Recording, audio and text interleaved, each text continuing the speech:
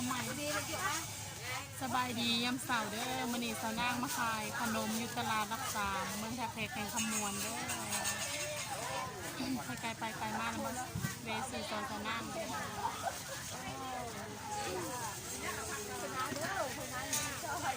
เอาหน่อยสบายดีกล่องเลย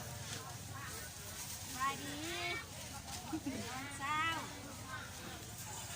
คนกำลังนายเทียบหมูนะเทียบหมูไก่ถุงละ5,000มาซื้อซอยเด้อขายไก่เดียวกันนะ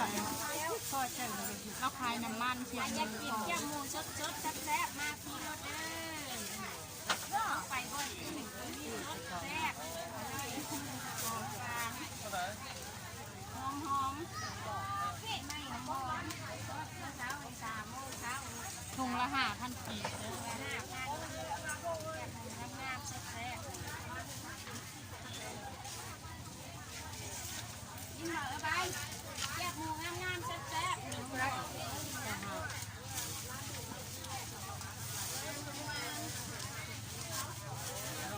ได้เลยหมูไหมใครอยากได้ของแซ่บของสดนี่เด้อเรื่องฮอจิโร่บ่สายโลนะ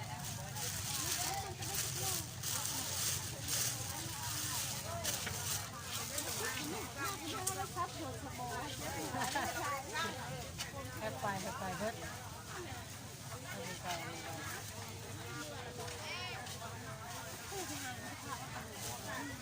นี่แหละ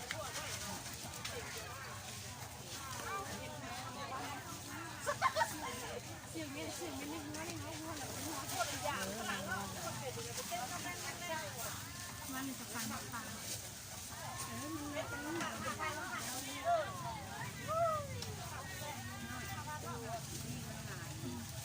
ระวางข้างกันนะนี่แหละ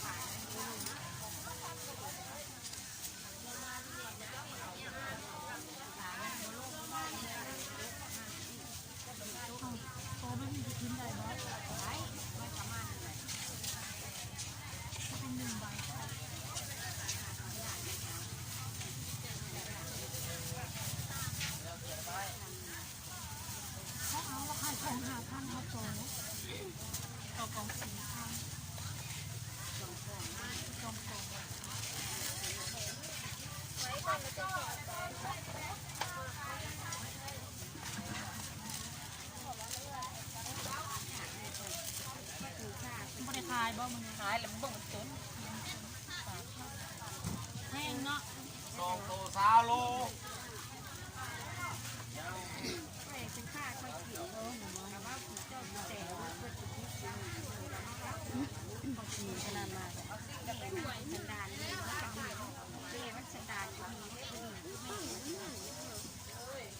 สติโจเตะไงตีกับคนสันดานนี้ใครก็ขายตีนะตีคนชาวโคบอกว่าให้ตีกินข้ากินอะไรมันสันดานนี่มันดีอยู่มันดีแล้วนี่มันดีอยู่ไอ้เห็ดได้ดันก็ดีอยู่ป้าขนมล้อทั้ง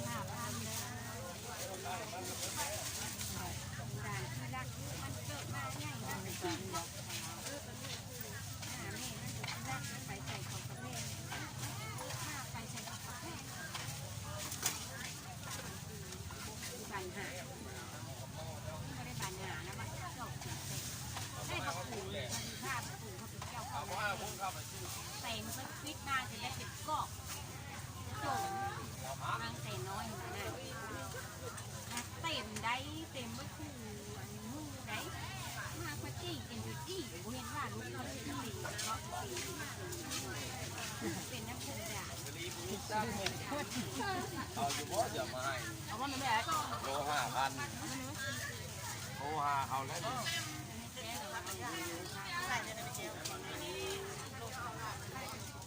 ทงละ5,000เด้อพี่น้องเด้อมาซื้อซอยเด้อไกลๆไกลๆมาทางทาเคกเนี่ยมาซื้อซอยเด้อตลาดรักสามเด้อขายทรงจะมี10หนึ่ง40พันเด้อเป็นทงแบบนี้เด้อ40พัน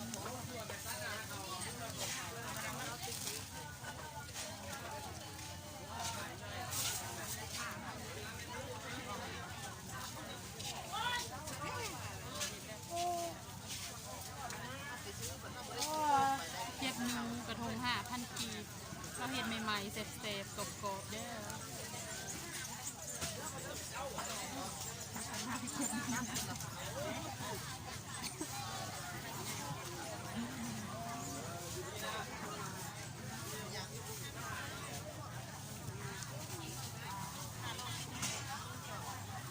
เบิ่งเขาจะคลายนมมา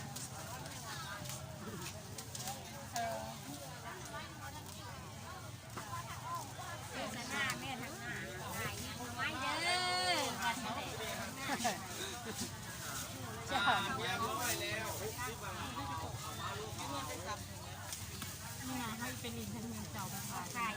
ไก่ตลาดน้ำหมูฝรั่งไก่ตลอดเลยหน่อยกับของแก้วไปจากกระซี่แก้วไปตีบ้านเมืองตลาดน้ำหมูที่ของแก้วนั่นก็ได้แล้วไม่ใช่ใส่ทุกวันเขาเมื่อเข้าอาบน้ำเสร็จ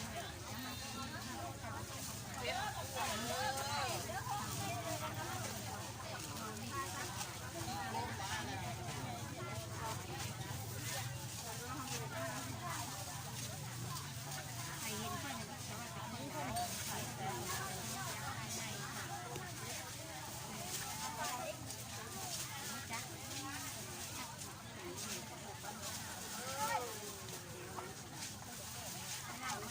ด้โอ้ยลูกก็เมื่อยแล้ว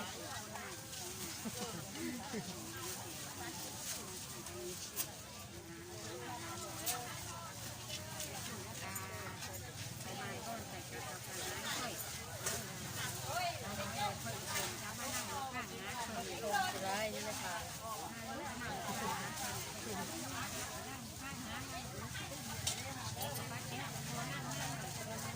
ขนมบ่ถุง5,000เด้อ จะมันงามสุดเลยแม่ทักลายเที่ยวมาฝรั่งมากเลยมานั่งเฮียงค่ายแต่ตัวเป็นผู้ชายเฮียงนั่งเฮียงมา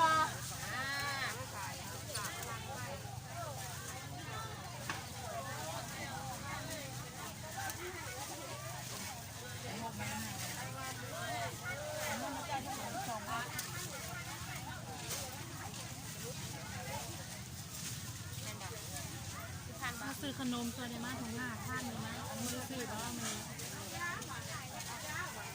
มาโทรมาเอาเอาก่อนถ้าเสียว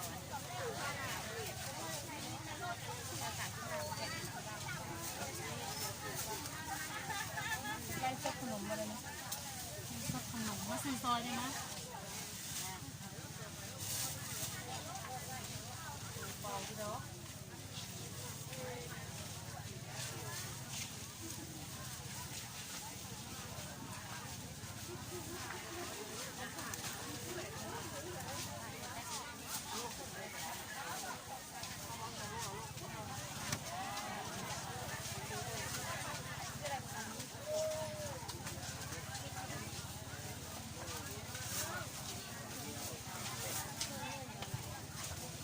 นั่งสิขอจบคลิปไปเพียงเท่านี้เด้อพี่น้องเด้อฝากกดไลค์กดติดตามช่องสาวนาเลยเด้อฝากเป็นกำลังใจให้สาวนาเลยเด้อบายบายกล่องเลยไหมบายบาย